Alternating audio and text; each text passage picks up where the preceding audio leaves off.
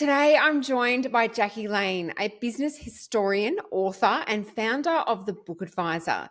She's helped hundreds of leaders, entrepreneurs, and organizations turn their knowledge into books that build authority and lasting impact. With more than 2 decades in publishing and over 400 business books under her belt, Jaqui knows exactly what it takes to translate experience into influence. And she's a big believer that everyone has a story worth sharing. And today we're unpacking how to turn that story into a legacy. So welcome, Jaqui. Thank you very much. Delighted to chat to you about books, my favourite topic. Absolutely. Now, before we jump into talking about how we can leverage books, as thought leaders, a business historian, I'm sure people are going to be curious about that. Can you tell us a little bit about that?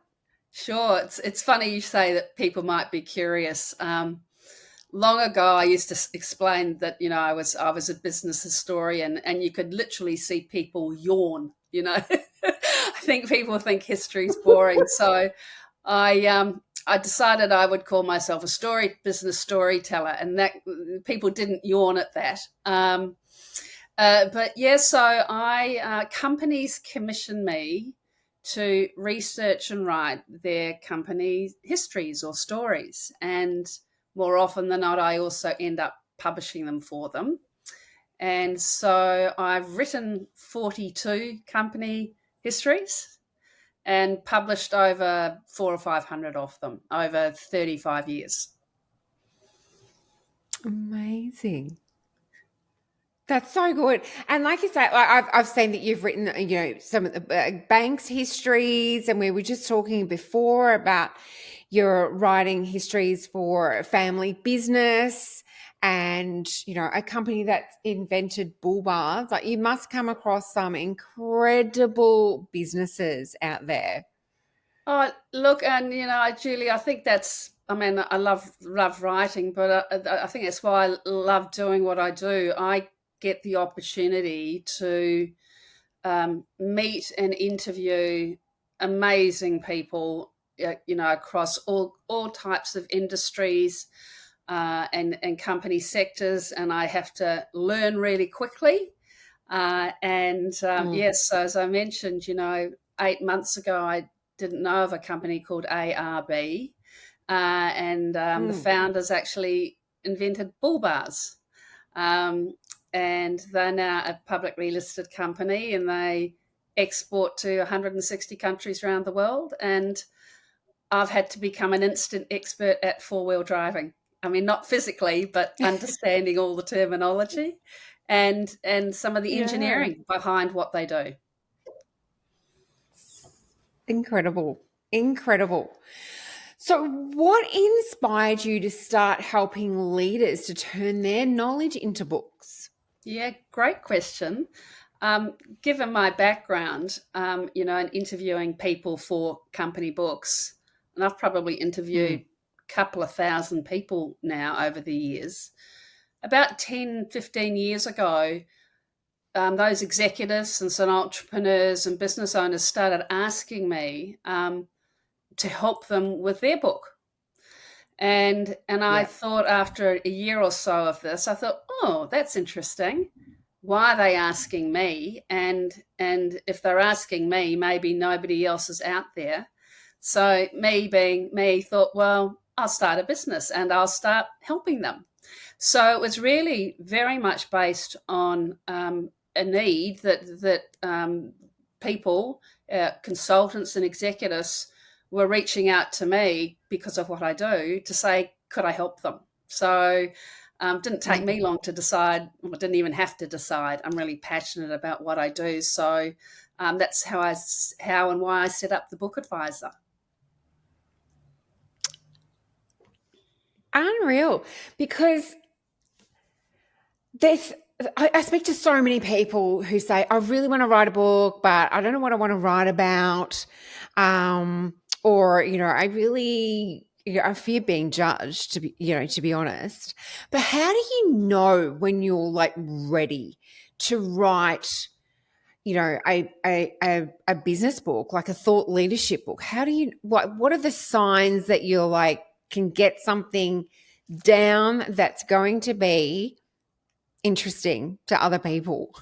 Yeah, that's the very interesting question. I think for most people who have been running their own business or been in business for a while, 5, 10 years, I think they reach a point where um, through their practical experience of what they've done and how they've worked with clients, they get to a point where they want to share that knowledge on more than a one-to-one basis. And so a book, in a way, is a really logical way to share it from a one to hundreds or thousands kind of basis.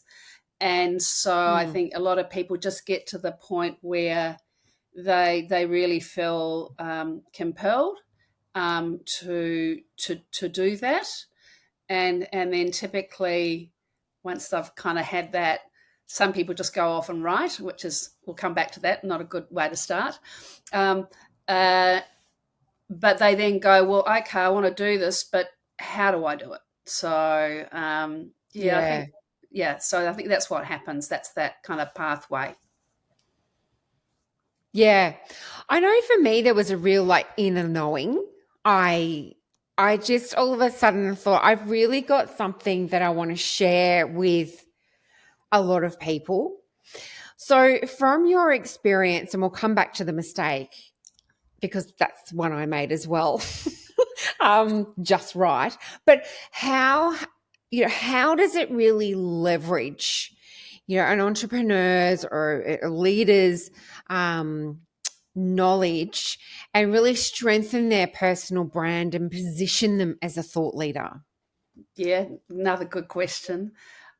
So I think the act of actually having to pull together the myriad of thoughts, knowledge, expertise, and practical things that somebody has learned over a period of years or even decades, um, in itself is a really strong, compelling case, because a lot of us have worked for a long time, but to be in a position to be able to actually clearly articulate and write clearly and concisely about the knowledge, insights that you have is not easy, which is why most people don't do it.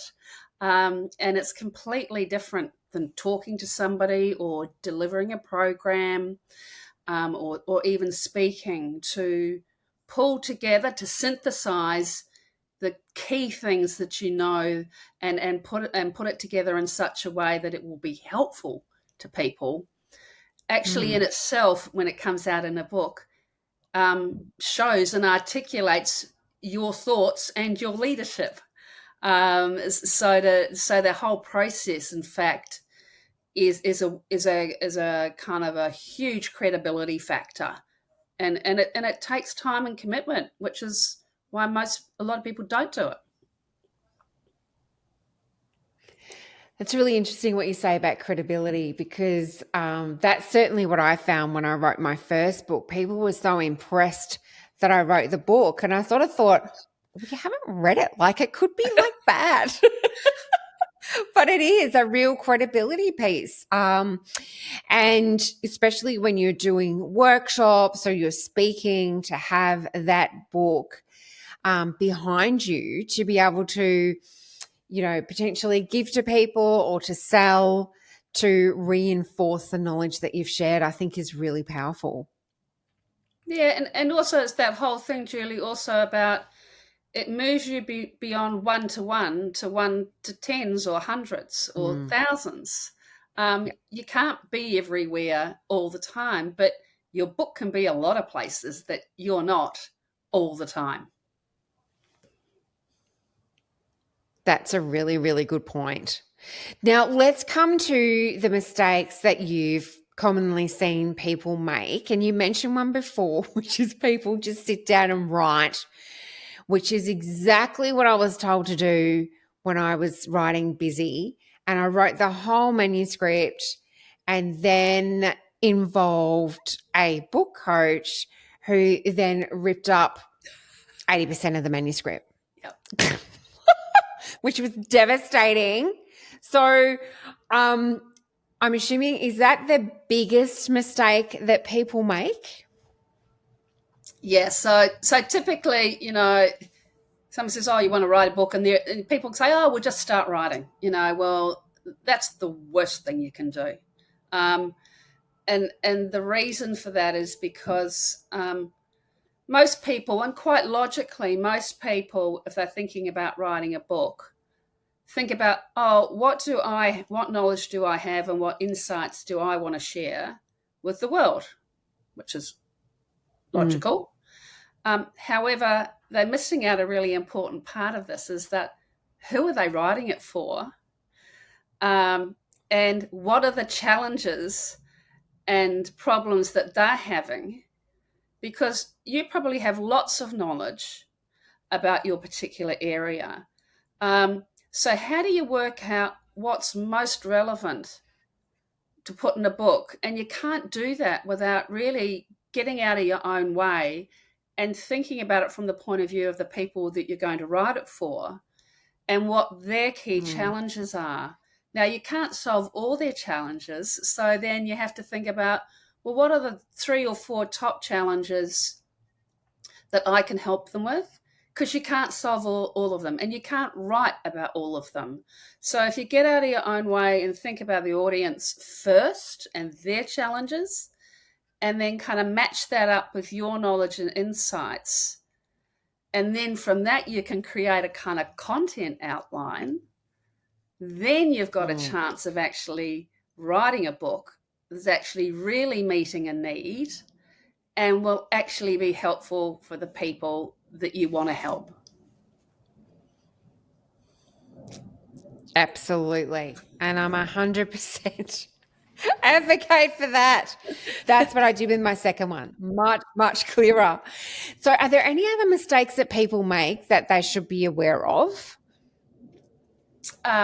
Several. Yeah.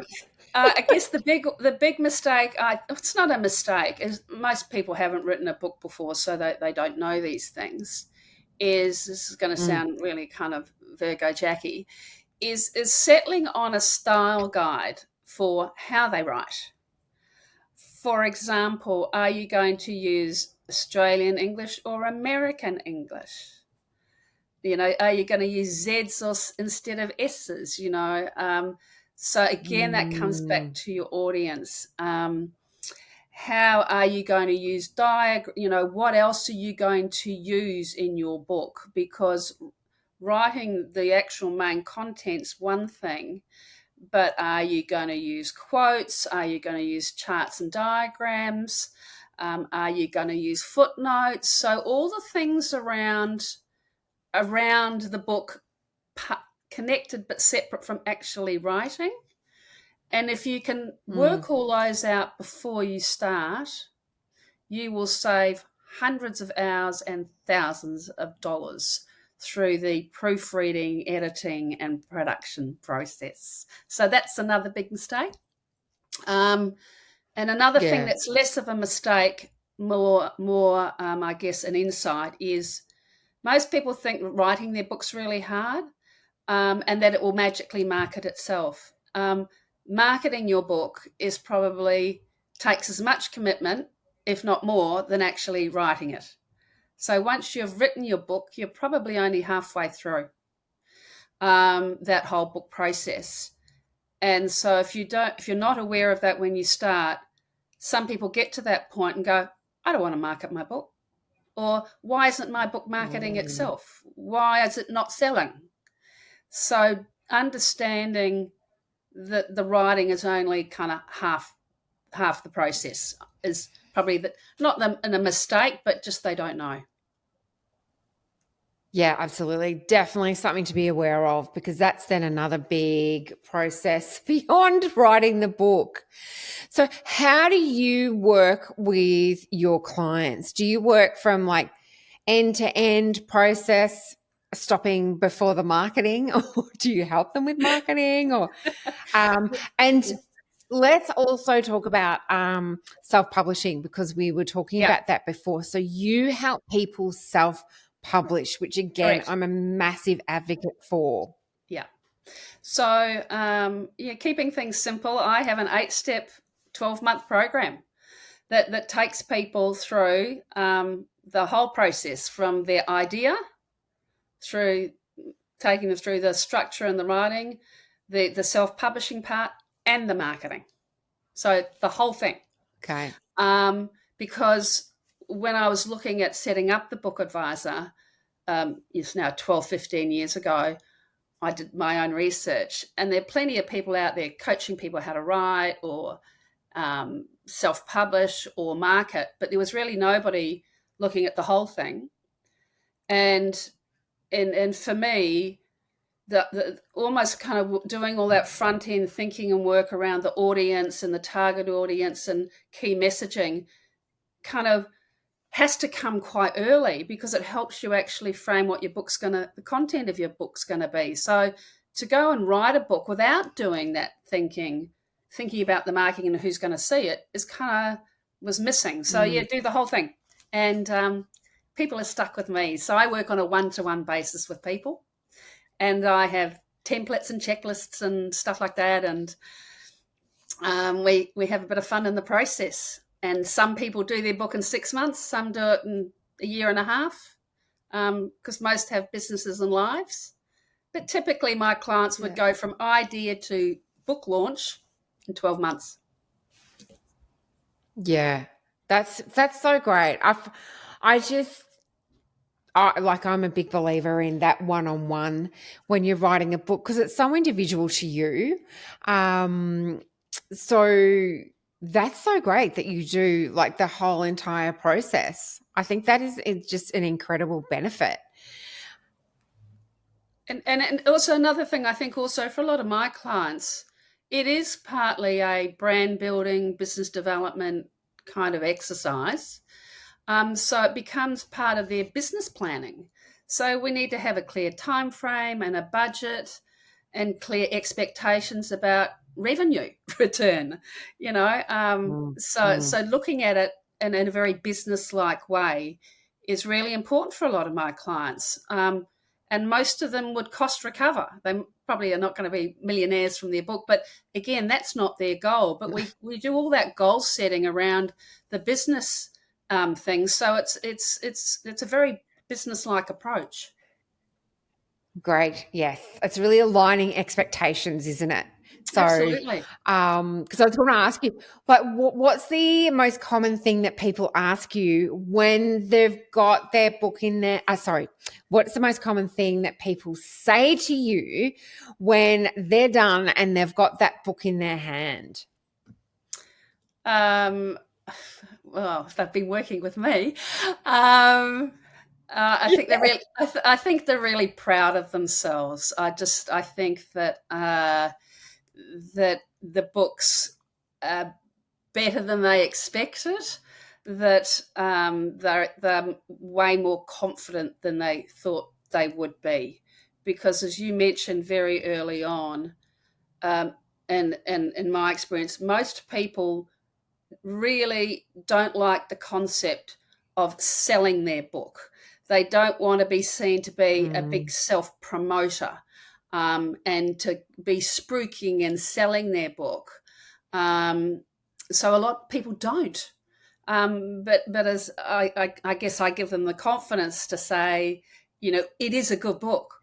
So I think that book imposter syndrome thing is a big thing. Um, so really, I think my clients come out the other end holding their book, proud as anything, knowing that it's really good quality. And then, in fact, what they're not selling their book; they're sharing their knowledge and insights, and it happens to be in a book.